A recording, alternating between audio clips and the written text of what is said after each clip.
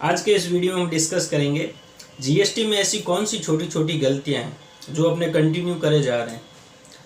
जिस समय अपना असेसमेंट होगा या फाइल ओपन होगी डिपार्टमेंट में तो उस समय उनका क्या अपने पे प्रभाव पड़ेगा, तो उसके बारे में बात करेंगे। तो सबसे पहले बात करते हैं ऐसी कौन सी गलतियां हैं जो अपने कंटिन्यू करते आ रहे हैं। तो सबसे पहले बात करते हैं एड्रेस चेंज की और एडिशनल प्लेस ऑफ बिजनेस की। मीन्स जब से हमने जीएसटी नंबर लिए हैं, चाहे जुलाई 2017 से लिए हैं, उसके बाद से हमने जीएसटी में कभी एड्रेस अपडेट करवाया ही नहीं। इवन हमने शॉप है जो 3 से 4 बार चेंज कर ली। तो ये बहुत बड़ा दिक्कत हो सकता है, क्योंकि आपका जीएसटी में एड्रेस साइट पे कुछ और आ रहा है, आप बिल पे कुछ और प्रिंट कर रहे हो, तो फ्यूचर में आपको ये प्रॉब्लम क्रिएट कर सकता है। और दूसरा एडिशनल प्लेस ऑफ बिजनेस, आपके पास जितने गोडाउन है वो जीएसटी सर्टिफिकेट पे दिखने चाहिए। मीन्स आपको जीएसटी पे अपडेट करवाने हैं। इसके लिए आपको 30 डेज का टाइम दिया जाता है। मीन्स जब भी आप नया एड्रेस या नई शॉप चेंज करते हो या कुछ भी करते हो, शॉप मतलब गोडाउन लेते हो नया, तो आपको विद इन 30 डेज में नया रेंट एग्रीमेंट लगा के आपको जीएसटी की साइट पे वो अपडेट करना है।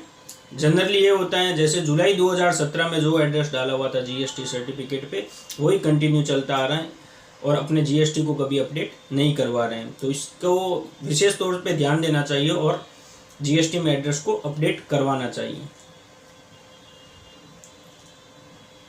और दूसरा एचएसएन वाइज समरी, जैसे अपने कोई प्रोडक्ट को चेंज कर लेते हैं, जैसे अपने अभी कोई किसी दूसरे प्रोडक्ट का काम कर रहे हैं और फ्यूचर में अपने कुछ और प्रोडक्ट का काम कर रहे हैं, तो अपने को वो भी जाके जीएसटी की साइट पे एचएसएन वाइज समरी में ऐड करना होता है। यदि ये हम नहीं कर रहे हैं तो फ्यूचर में अपने को इस पे ऊपर दिक्कत आ सकती है। और तीसरा अपने बात करते हैं जीएसटी सर्टिफिकेट आपको अपने बिजनेस प्लेस पे चिपकाना है। मीन्स चिपकाना मतलब ऐसी जगह लगाना है जैसे कोई विजिटर आ रहा है कोई, तो वो उसको देख पाए। तो ये भी बहुत इंपॉर्टेंट प्रावधान है, जीएसटी सर्टिफिकेट आपको अपने बिजनेस प्लेस पे लगा के रखना है। और सबसे इम्पोर्टेंट बात करें तो इनवर्ड और आउटवर्ड की समरी। मीन्स आप जब आपके यहाँ कोई गुड्स आ रहे हैं और गुड्स जा रहे हैं तो inward and outward register maintain करना बहुत ज़रूरी है। जैसे जॉब वर्क के लिए माल जा रहा है तो आपको ITC 04 का रिटर्न फाइल करना है, लेकिन बहुत सारे ऐसे हैं जो ITC 04 का रिटर्न फाइल नहीं कर रहे हैं, तो ये फ्यूचर में दिक्कत हो सकती है। क्योंकि ITC 04 का रिटर्न इसीलिए लाया गया है कि यदि आपका आपने किसी जॉब वर्क को माल दिया है लेकिन वो विद इन 6 मंथ, यदि आपका प्रोडक्ट है regular product, with in 6 month यदि आपके पास वो गुड्स नहीं आता है तो वो आपकी सेल कंसिडर कर ली जाएगी। इसलिए इनवर्ड आउटवर्ड समरी गुड्स की और ITC 04 यदि आपका गुड्स जॉब वर्कर में जाता है तो ये आपको मेंटेन करना बहुत ज़रूरी है। अभी तीसरी अपने बात करते हैं कि जैसे ऑथोराइज सिग्नेचरी अपने जीएसटी रजिस्ट्रेशन जब लेने जाते हैं तब ऐड करते हैं। ऑथोराइज सिग्नेचरी में कोई और है और बिल पे कोई साइन कोई और कर रहा है, तो ये भी फ्यूचर में दिक्कत हो सकता है असेसमेंट के टाइम पे, या फिर जब भी आपका माल कहीं पे पकड़ा जाता है तो वो इस साइन का इश्यू हो सकता है। इसलिए ऑथोराइज सिग्नेचरी आप ऐड करें, जब भी कोई चेंज होता है तो ऑथोराइज सिग्नेचरी चेंज करें। उसके बाद बात करते हैं क्रेडिट और डेबिट नोट बनाना। जनरली क्या होता है, कोई भी कम ज़्यादा कुछ होता है डिस्काउंट में मार दिया या कुछ भी कर दिया, ऐसा नहीं चलता। आपको पर्टिकुलर क्रेडिट और डेबिट नोट बनाने, चाहे सेल्स रिटर्न हो, चाहे परचेज रिटर्न हो, चाहे कुछ भी आपका हो रहा है, तो उसमें आपको क्रेडिट और डेबिट नोट जनरेट करना है।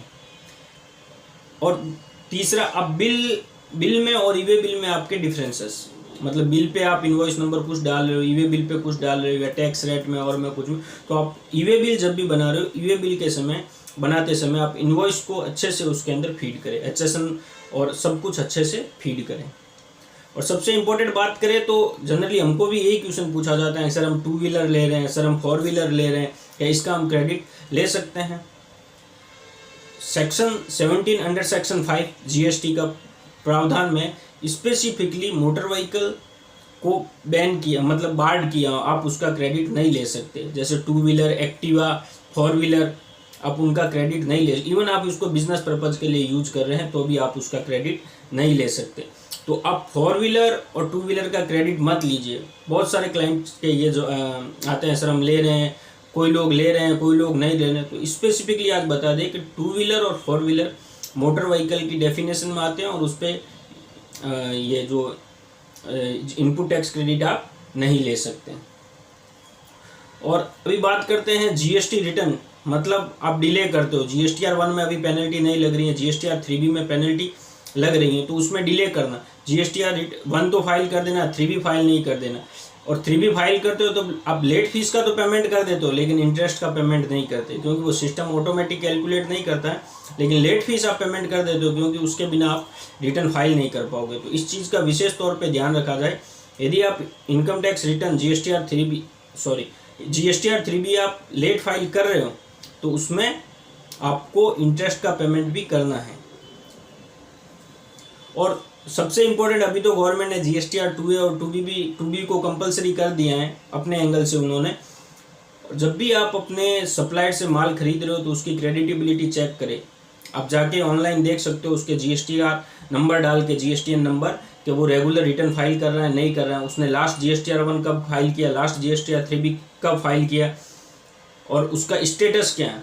तो किसी भी आप नए के साथ काम करने जा रहे हो तो इससे पहले आप उसका जीएसटी का स्टेटस एक बार चेक कर ले, वो कंटिन्यू कंप्लाइड है या नहीं है। उसके बाद अपने बात करते हैं जीएसटी में इनवॉइस। हाँ, जनरली ये होता है कि जैसे अपने कोई बिजनेस कर रहे हैं, उसके ऊपर जो अपनी आवक है या इनकम है, उसके ऊपर तो अपनी जीएसटी का पेमेंट कर रहे हैं।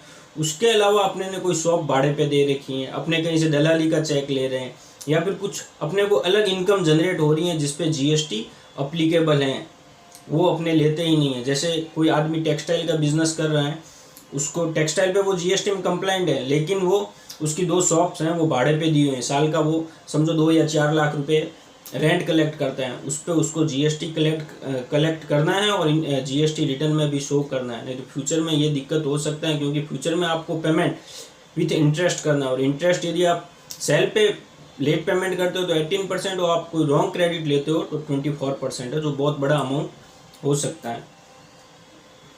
और सबसे इम्पोर्टेंट, आप जब भी अपने बुक्स कंपाइल करें, आप रेगुलरली अपने जीएसटी या जो जीएसटी इनपुट टैक्स क्रेडिट है उसको अपने बुक्स ऑफ अकाउंट और जो जीएसटी की साइट है उससे मैच करते रहे, क्योंकि इलेक्ट्रॉनिक क्रेडिट लेजर में जो दिख रहा है वही अपने बुक्स ऑफ अकाउंट में दिखना चाहिए। यदि डिफरेंस है तो डिफरेंस, जैसे बैंक रिकन्सिलेशन करते हैं वैसे अपने को उसको रिकन्सिलेशन करना है। तो ये जो बेसिक मिस्टेक्स थी तो जीएसटी में अपने को पता है फिर भी कंटिन्यू हो रही। जैसे कुछ लोग मेडिकल के बिल्स का, इवन मेडिकल के बिल्स का जीएसटी में क्रेडिट ले रहे हैं, होटल में खाना खा के आ रहे हैं उसका जीएसटी का क्रेडिट का क्लेम कर रहे हैं, घर पे फ्रीज ले रहे हैं उसका क्लेम कर रहे हैं, 2 व्हीलर का कर रहे हैं। तो ये फ्यूचर में बहुत दिक्कत हो सके। जितना आप क्रेडिट ले रहे हो, जो रेट ऑफ इंटरेस्ट मैंने आपको बताया रॉन्ग इनपुट टैक्स क्रेडिट पे 24% रेट ऑफ इंटरेस्ट है, मीन्स 4 साल में पैसा दुगना।